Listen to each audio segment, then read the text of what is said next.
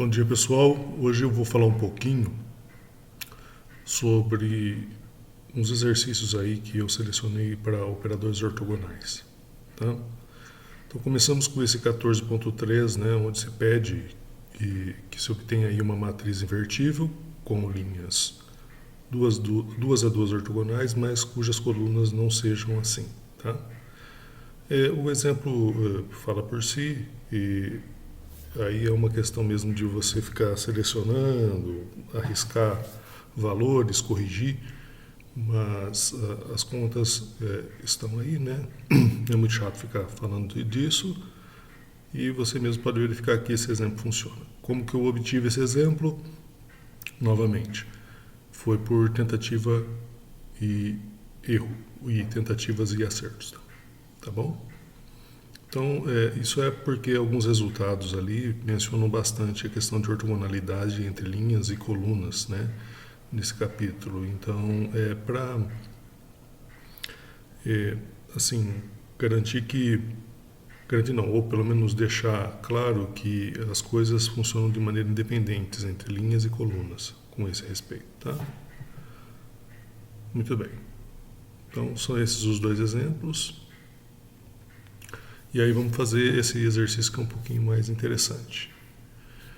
Dado um vetor unitário, prove que esse operador aí, né, ele é ortogonal. Essa é a reflexão em torno do complemento ortogonal de U, certo? Isso já foi tratado em outros exercícios, eu já não me recordo quais, mas já passamos por esse tipo de situação, tá? Então aí, primeiro pede-se que verifique esse operador ortogonal. Depois, se você tomar essa segunda parte do exercício, se você tomar essa segunda parte, vetores diferentes com a mesma norma, né? E esse vetor aí, esse vetor unitário U, então você tem que H de U de V é W, tá? E também a terceira parte pede para se determinar essa tal de matriz de Householder, né, em função das coordenadas de U. Vamos para a primeira parte, já exibida aqui, tá? Então, o que eu preciso verificar é que é preservado o produto interno, tá? Então, HU de V com HU de W, uso as definições de HU de V e HU de W, apresentadas aqui, aplico as propriedades de produto interno para fazer essa distributiva, tá? E o destaque aqui é que eu usei fortemente que o vetor U é unitário, para poder fazer esse cancelamento apontado aqui nesses risquinhos vermelhos, tá? Então você vê que o resultado disso realmente é VW, o produto interno de V por W, para qualquer vetor V e qualquer vetor W em Rn. Então a primeira parte é um pouquinho mais tranquila. A segunda parte vocês vão ver que envolve mais contas, tá? Então, da parte 2, né, aquela onde você pegou os vetores e escolheu um U especial, aí é bastante conta mesmo, sabe? Mas essas contas é só meio que ir tentando usar na hora correta a igualdade entre as normas de U e norma de V, tá? Então tá bom. Então você vê que o H de U de V, ele se escreve desse jeito aqui, tá bom? Beleza? Você não vai notar esse quadrado aqui, ele não estranha não, porque ele veio por um lado do próprio vetor, que estava V menos W sobre norma de V menos W, e aqui dentro do produto interno também tinha 1 sobre norma de V menos W. Aí eu juntei tudo num termo, tá? Beleza. Essa parte aqui, eu uso propriedades do produto interno, né? A distributiva aqui, tá bom? Perfeito. E agora que eu fiz a distributiva, surge uma oportunidade de usar a hipótese de que a norma de V é a norma de W. E isso nos leva a que o quadrado da norma também é igual, o quadrado da norma de V é igual ao quadrado da norma de W. Então, por isso que eu fiz essa anotação aqui, tá? Então, beleza. Então, agora esse termo aqui se transforma, após essa substituição nesse novo termo aqui. Agora vai estar W menos V, produto interno com W. Tá? O resto dos termos permanecem iguais. E agora eu vou trabalhar com isso daqui, fazendo um truque já, acho que já bastante consagrado já, né, de fazer somar e subtrair. Tá? Então você está vendo aqui a diferença desse termo para esse termo aqui, está nessa subtração do menos V aqui, que deve ser compensada com essa adição aqui. Tá bom? É um truque já bastante utilizado desde, por exemplo, cursos de cálculo. Né? Então, ok. Então, aí você usa, note que os outros termos ainda estão inalterados. E aqui você tem o quadrado da norma de W menos V. E aqui você tem o V, W menos V. Tá bom? Então, dê atenção a esse termozinho aqui. Aplico a distributiva, né? Tiro esse resultado. Tá bom? E agora você nota o seguinte, que essa primeira parte daqui, ó, ao você simplificar essas expressões aqui, você tem que V menos 2 vezes V mais 2 vezes W. Então, fazendo essa conta, chegamos nessa primeira parte aqui da expressão, 2W menos V. E fica o restante da expressão aqui conforme colocado nesse amarelinho, tá? Aqui eu destaquei em amarelo essa parte, porque é aqui que você vai ter que identificar alguma coisa, enxergar algo em termos de H, tá bom? Você mesmo poderá ver que todo esse trecho aqui em amarelo, ele nada mais é do que H menos H de U de V.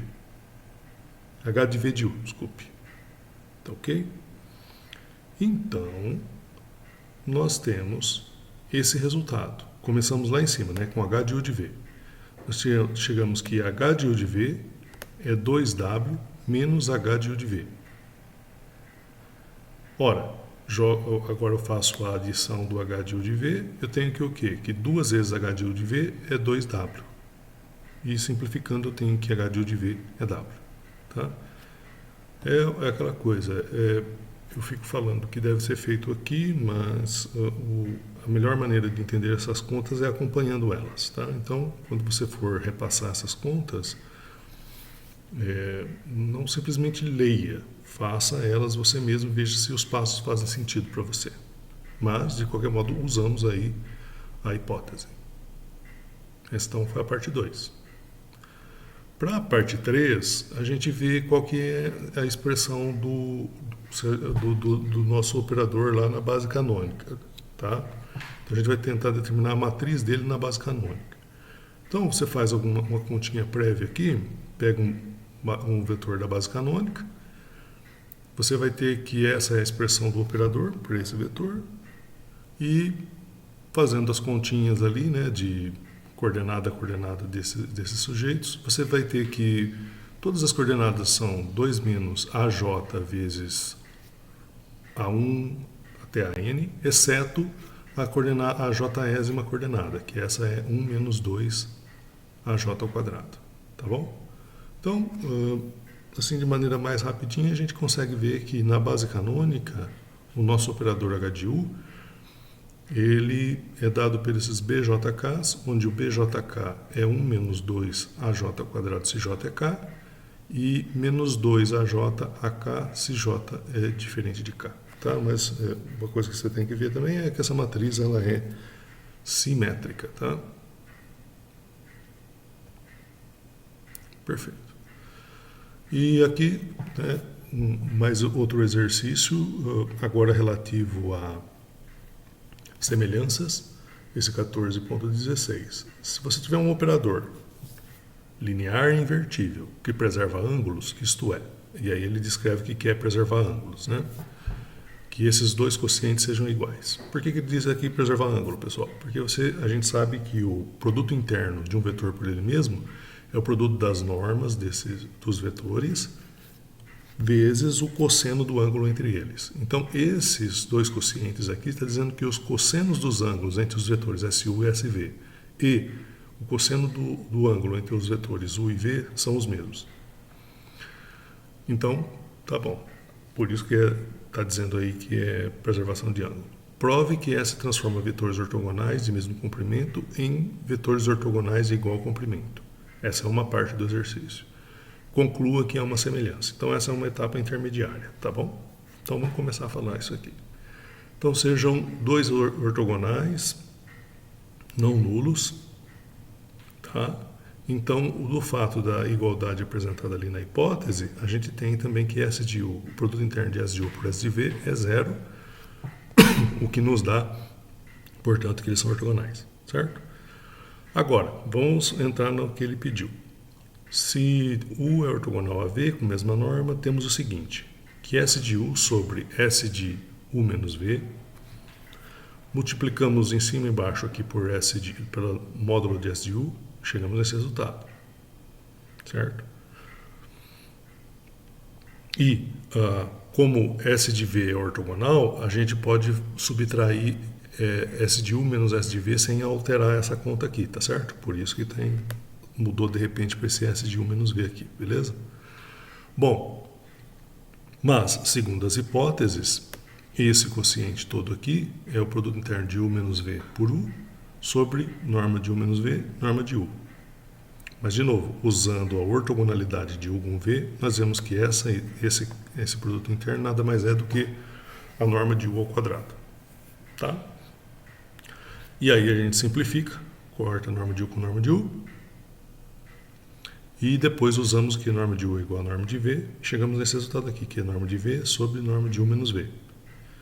E, ora, análogo ao que escrevemos acima, nós podemos, escrevemos acima, eu digo isso daqui, nós temos que essa expressão é simplesmente norma de S de V sobre norma de S de U menos V.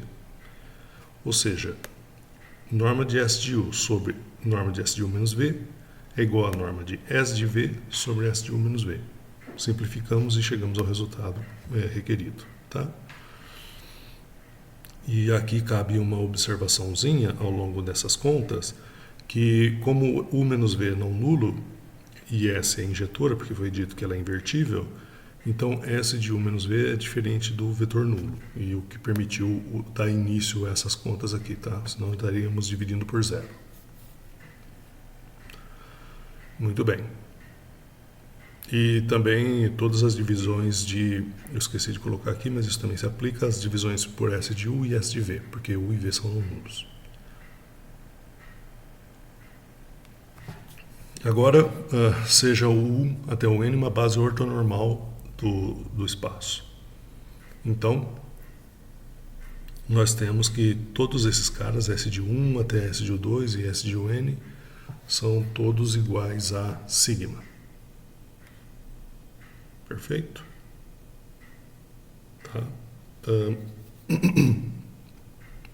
Por que disso? Tá? Porque eu vou usar novamente esse fato daqui que ele falou, ó, que se você tiver vetores ortogonais de mesma norma, eles são transformados em vetores ortogonais de mesma norma, tá? É essa identidade que está sendo escrita aqui, tá? Então eu só estou usando isso nessa parte, tá? Não estranha não. E resolvi chamar esse número de sigma, beleza? Ok, agora vamos ver o que acontece para um vetor em geral, que ele quer mostrar que isso é uma semelhança, não é? Então, eu tenho que o V, ele se escreve dessa forma, né, porque é a base ortonormal. A S de V é assim, porque é linear. Quando a gente faz a norma ao quadrado da S de V, nós concluímos que ela é simplesmente a soma dos quadrados, com esse sigma, né, sigma ao quadrado, soma dos quadrados de V, U, J. Tá? Mas essa daqui, esse sujeitinho daqui, é simplesmente a norma de V ao quadrado. Esqueci de escrever aqui, está escrito errado. Tem que colocar um quadradozinho aqui. Tá?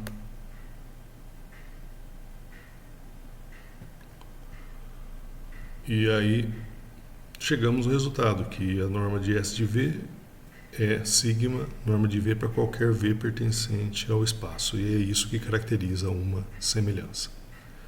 Tá bom, pessoal? Esses eram os exercícios que eu tinha selecionado para essa parte, tá?